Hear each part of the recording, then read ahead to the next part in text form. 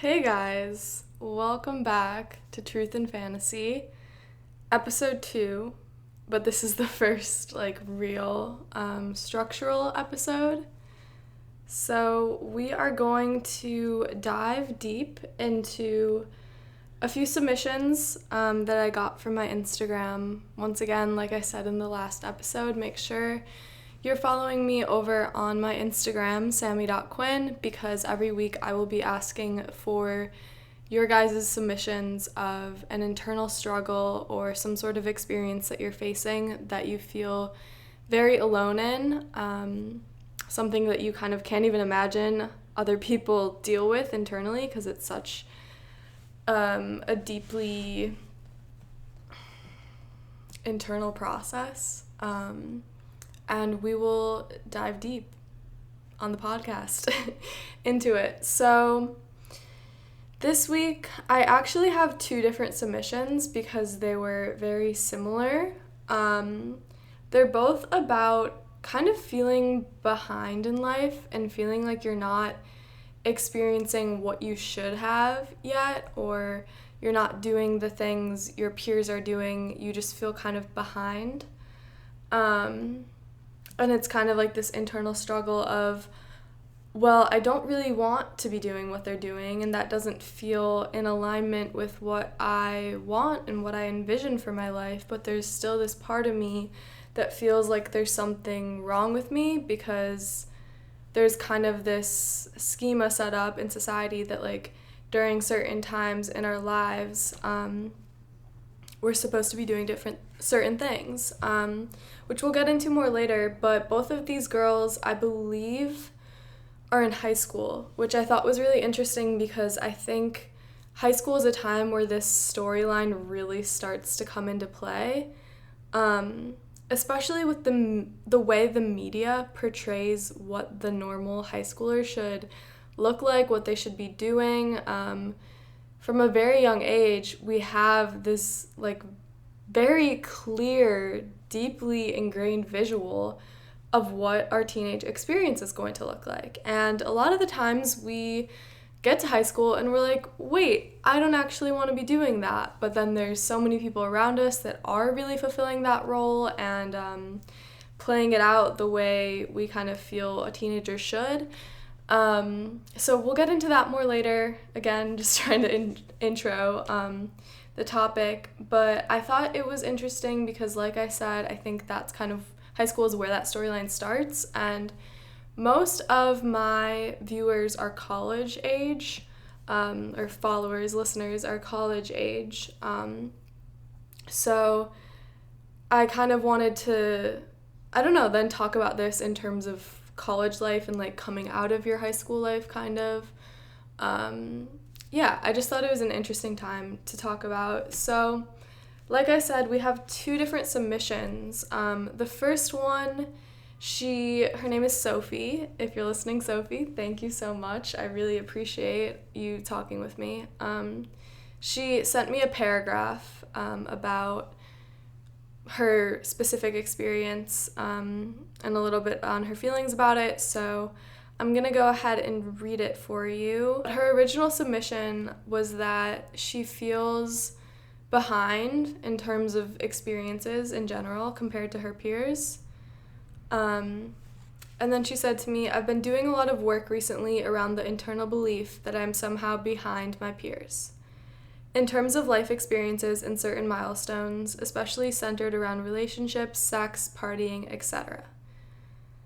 Ever since childhood, I've been very self-conscious about how I measure up to my peers and have been very harsh on myself for not experiencing certain milestones at the same time as everyone else. I also have ADHD and anxiety, and I carry some painful childhood memories around feeling like I wasn't on the same page, especially socially and academically, as my friends and classmates. Over time, it's made me feel like there's something innately wrong with me. However, I found that inner child work and therapy has been incredibly helpful for me in the past few months, and I seriously recommend it to anyone who might be going through something similar. So that was Sophie. Again, thank you so much. But I really like how she pointed out that it kind of has made her feel like there's something innately wrong with her, which is shame. If you are ever feeling like there's something wrong with you, like you are just not as much of a human as everyone else is a good one, you're a bad one, that is shame. And shame is a really tricky emotion to deal with. It's also, I think, hard to pinpoint, especially coming out of your childhood, because it feels like the truth. When we grow up with a lot of shame, as many of us do, we hold this story so closely that there is something innately wrong with us, that we're bad, we're not as capable as other people. And it just feels so all-encompassing, and all we know that it's like, oh, this is the truth. I am bad. I'm not capable like other people. So it's hard to even pinpoint that, like, that's not my reality. That's actually just this feeling of shame because of external experiences that I went through. And, it's going to be different for everyone, but maybe you didn't have much emotional support growing up, or you went through something that maybe bullying or something that, like, literally sent you the message that, like, you're not good, you're a bad person. Whatever the case, we all have shame in some way, and it's a really important emotion to work with, because I think it's the most powerful emotion you can work with, because when you start to identify it and, again, be in conversation with it and speak to yourself in a way that says, actually, that's not my truth, that's just an emotion talking, there's, like, this space that clears up, and you start to kind of free yourself in a way. So that's a little bit about shame. We'll talk about that so much more throughout this podcast, but I want to go ahead, before we get too deep into things, and show you my conversation with Ivy. Ivy was so sweet to talk to. She is the first little Skype call-in that I've had for the podcast, so it was really exciting for me. As often as possible, I want to be able to have these Skype calls with you guys for the podcast, just so we can kind of, get a more personal look at what's going on. So I'm going to go ahead and play the recording of our conversation. Okay, so this is Ivy. Hi, Ivy.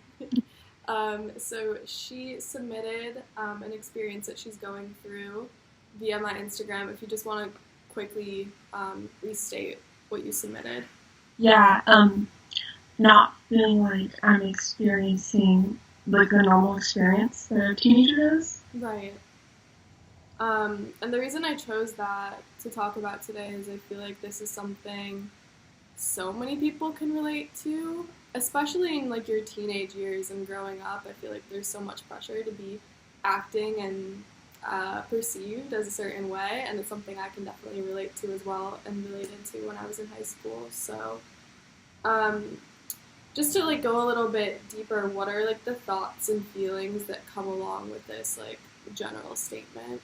I just feel like it feels really alienating, because it's hard to, because we don't, at this experience, you don't really talk to other people, even though there probably is other people, like, in my area going through the same thing. Right. It's just you don't talk to them, because you don't want to, like, yeah. That's the only way I can describe it. And it's, it's not like, I really want to go out and do these things, or else I would do them. Totally. But then comes, like, more guilt with not doing that. It's really weird. Yeah, I feel that. Is there anything specific that you feel like you're missing out on, or you're not, like, partaking in that you should be? I don't, like, it kind of just feels like I'm missing a part of development that I should be having. Okay. Because, yeah, it just feels like I, like, skipped a whole era that most people go through. Definitely. That makes sense. Yeah. Is there anything specific about that era that, like, looks like to you, or? Yeah, I mean, it's not even really things that I have any interest in doing, but just, like, school activities, hanging out with, like, groups of people and stuff like that, just, like, really normal things. And, oh gosh, dating, things like that. Yeah, you're just not interested.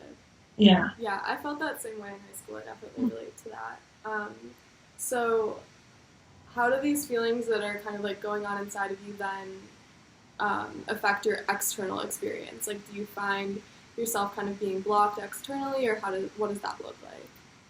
Yeah, I feel like it's one of the biggest proprietors in my external experience subconsciously, because, naturally I don't want to be included in things, so I definitely block myself off from, like, getting invited to anything, or just, like, because people don't, like, naturally from my energy, they don't, like, assume that I want to do things. Okay. So I definitely feel like I block myself out on purpose. Yeah. Even though I don't want to do those things. It's just, like, a really weird parallel, I guess, that you get in. Kind of a cycle of that. Yeah. Oh, yeah. And then a big thing is being really sensitive, like, when you go out into the world. Because I'm not too sensitive. I mean, I have Cancer moon, but just, like, based on my childhood, you wouldn't think that I'd be so sensitive, but then I go out into the world, and I'm like, oh my god, everyone is so mean and so cold. Like, I think that's one of the biggest things, is I just don't have that. I wouldn't say it's a negative thing, but most people just, like, are really apathetic towards everything. Definitely. And then, I'm not. Yeah, that's hard. Well, is there anything specific that you would like help with in navigating this experience? Yeah, I do have a therapist, and she's great, so, I mean, if I needed help, I could talk to her about it. It's just more like, this is, like, impossible, but I just wish that, like, teenagers would grow up quicker, which is so weird to say, but it feels like everyone is, like, this weird child still, but, like, in a condescending way. Yeah, it's a weird time and a weird age to navigate for sure, and I think it's hard being more, like, emotionally mature and maybe in tune with yourself, just feeling a disconnect in a way. Okay, cool. Well, I'm excited to go deeper into this. Is there anything else you want to add before we end our conversation? No, I think that's honestly, like, a good rundown of it. Sweet. Alright, well, thank you for talking to me. Yeah. So, sorry the audio for that is a little bit crazy. Hopefully it will be better the next time I record it, but that was Ivy. Thank you again, Ivy, for chatting with me. It was really nice to talk to you. Let's just get into it. I think one of the main points I want to start with is that she describes this experience as alienating.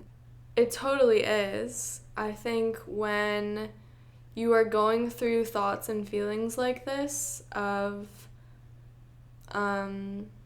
there's a certain way you should be experiencing your life, and then seeing people fulfill that, like, visual that you have for how your life should be, what your life should be looking like, it just kind of makes you close in on yourself, and again goes back to this core feeling of shame, and that's what kind of blocks you from being able to connect with other people who maybe are feeling similarly.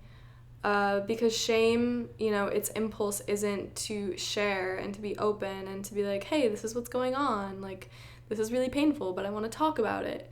Its impulse is to hide and to bury itself deep, deep, deep, deep, deep within you. So I think we'll be going back to shame a lot on this podcast, but I really do think that this experience kind of has that as its core, that feeling as its core.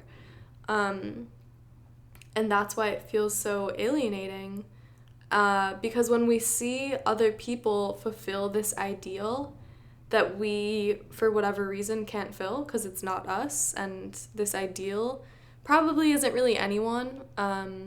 You also have to remember that these people that are fulfilling the ideal have internal dialogue and painful feelings just like you do. And maybe it's not as fun and as good as it seems. But when you see them fulfill this ideal, it kind of reinforces the idea that there's something wrong with you because you're not able to fulfill that ideal. And from there, I kind of wanted to talk about what Ivy said about missing a part of development. And I know what that feels like, and I often question that within myself because I am like Ivy. I didn't really have a normal high school experience. I didn't date at all in high school.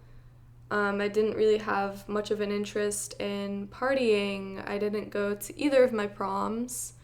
Didn't really like going to football games. I just wasn't very social. I was more of a loner and kind of just did my own thing. Sometimes by choice, sometimes not by choice. And it was a painful experience for me just because I didn't want to be doing these things necessarily that other people were doing, but I still wanted to have friends, you know? I wanted to feel connected. I just felt like I couldn't be. And I would often question, and still often do question, like, did that block me from experiencing this part of teenage development of dating and like having a more sexually promiscuous phase or having a really party centered phase where you're drinking a lot or trying different drugs? I haven't really had that phase, and I don't think, like, sometimes my mind will spiral and I'll be like, maybe I missed out. Maybe I'm kind of a late bloomer in that way, but I just think it wasn't a phase that I needed. And we don't all develop in the same way. Our lives don't all unfold in the same way. And we all have different desires and goals and ideas for what we want our lives to look like. And I kind of believe that everything we experience is almost acting as like a platform to reach those goals, not in the sense of like, oh, everything we experience is fated or meant to be, but the sense that you're kind of subconsciously choosing certain experiences for yourself that you will learn and grow from, that will give you information so you can get to where you want to go. And the fact that I did have more of an isolated way of being within my high school years has taught me a lot about myself and has allowed me to question, like, why was I feeling so isolated? Why did I act in this way? And now I can speak about it and like give you guys insight and advice and help you feel more comfortable within that place. So in a way, it kind of helped me to get to where I am now, if that makes sense. So it was an important part of my development.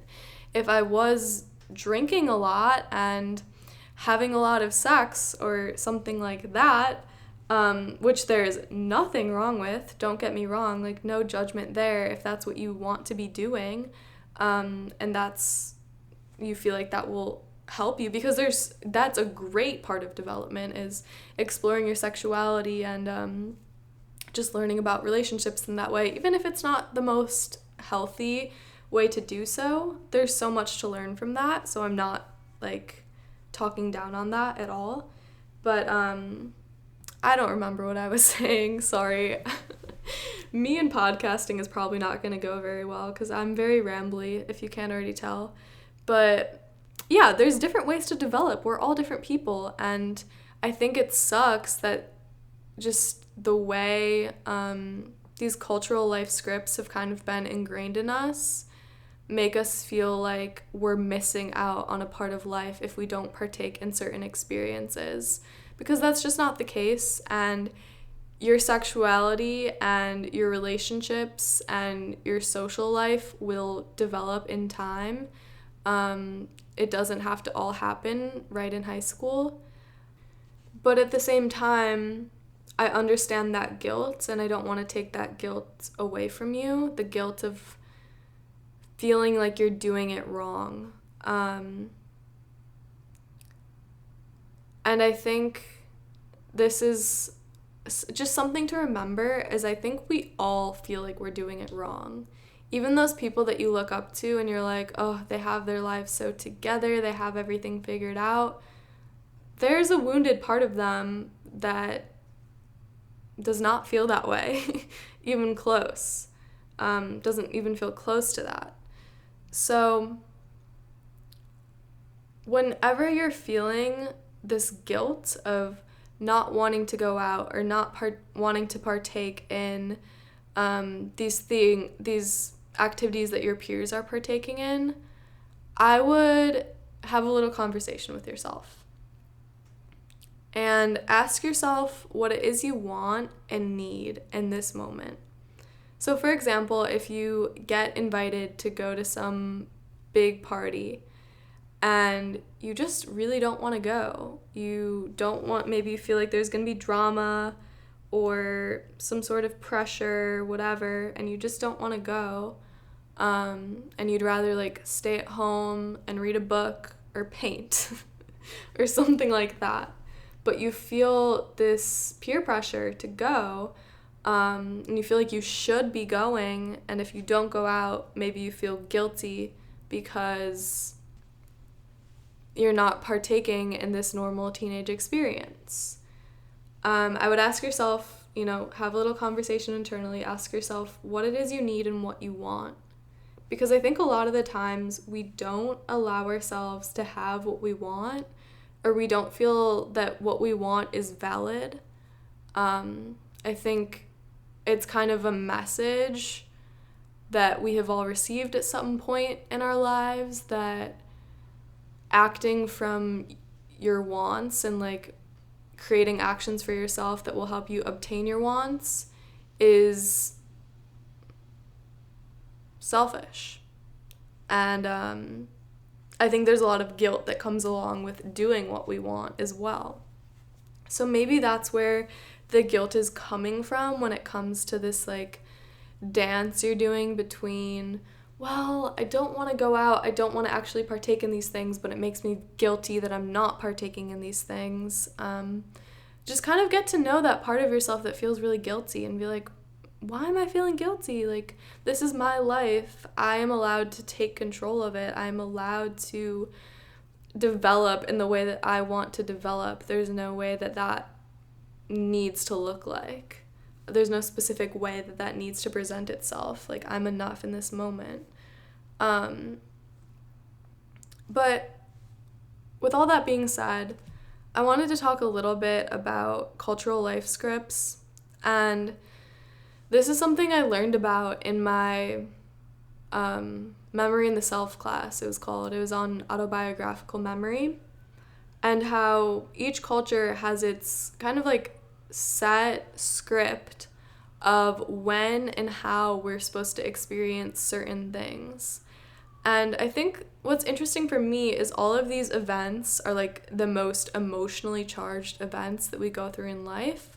For example, like your first relationship, losing your virginity, those are kind of supposed to happen in high school, and those are the first, at least in the Western world, like those are the first events that you really see in the cultural life script. And then from there, you go to college, and then you graduate college, and you get a job. And in between that, you move out for the first time, so emotionally charged, and getting your first job and career, deciding what you're going to do for your life, so emotionally charged. Then eventually, you get married. Obviously, there's a lot of emotion within that. Then you have a kid. You buy a house.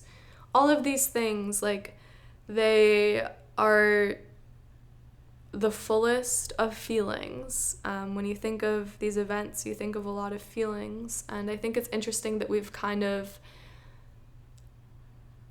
made a map for how and when we are going to feel these feelings. And it's almost like as a society, we feel safer if these events are mapped out, because feelings are unpredictable and they're big and they're kind of scary. And when you can kind of predict when and where and how they're going to happen, it helps you feel a little bit safer. So that's just something to think about, something I've been thinking about. Who knows if that's true? But I think this feeling of should and of not living up to the ideal follows us throughout life because of these life scripts. And if we're not doing things at the pace and at the time that these scripts say that we should, it makes us feel shameful, you know? Especially when we've gone our whole lives expecting that we will follow these scripts and life will just perfectly fall into place and we will develop in this very strict, planned out way. It makes us feel like there's something wrong with us when we can't live up to that. But the thing is, I don't think there's any human that actually follows this script and feels fulfilled. And I think it's so much more...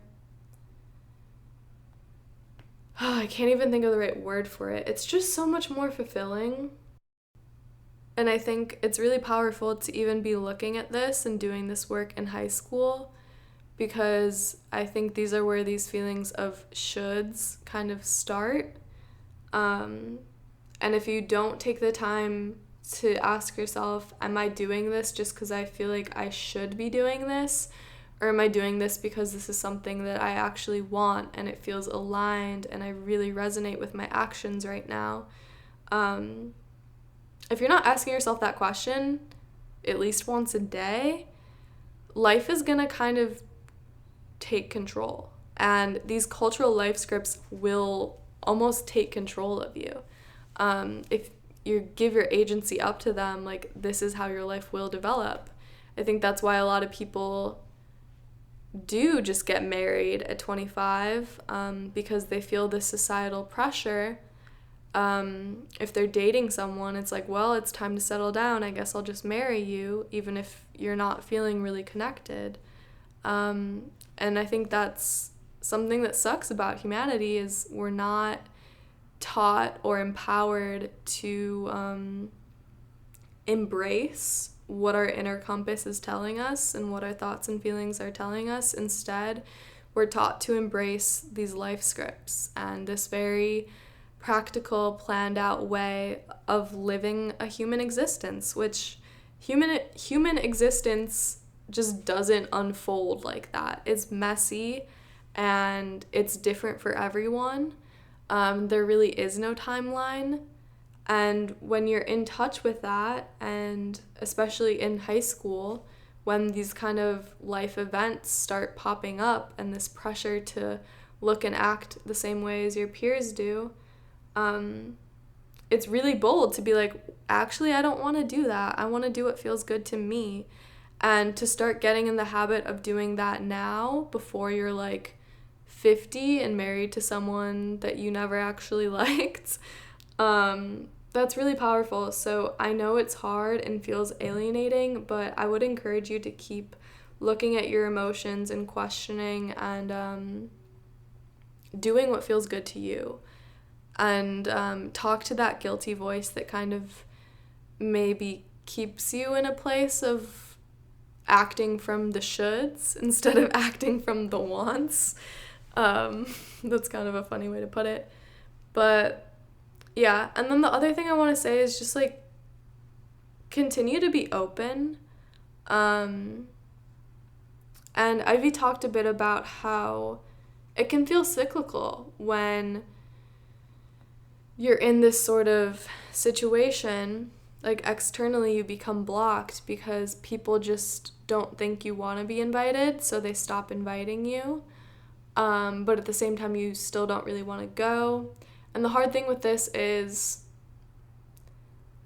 I think it's important to continue, not to, like, go do things that you truly don't want to do, but be open to trying new things that maybe you wouldn't give yourself a chance to try, because you never know what you'll get from the experience, and you never know how that can help you in your development. Because sometimes we think we know what we want, but we don't actually know. Especially when we are more internally focused people, I think that can kind of come with a mindset of, I don't want to be social, but we all crave social connection. And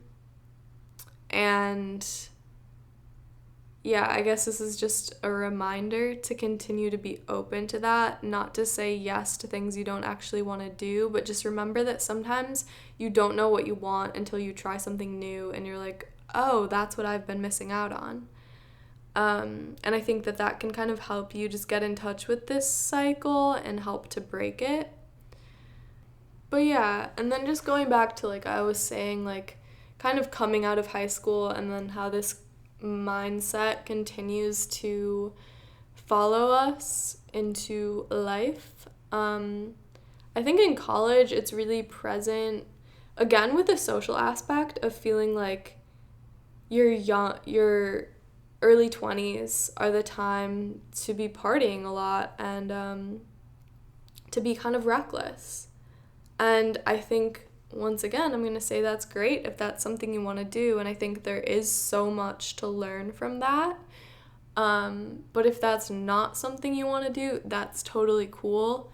And again, work with the voices, the voice that says this is what I should be doing and the voice that says this is what I want to be doing. And kind of, even if you want to like write out a conversation between the two and really get to know each of them and what they sound like, what they feel like, I think that's really beneficial and good to be doing that work at such a young age, once again.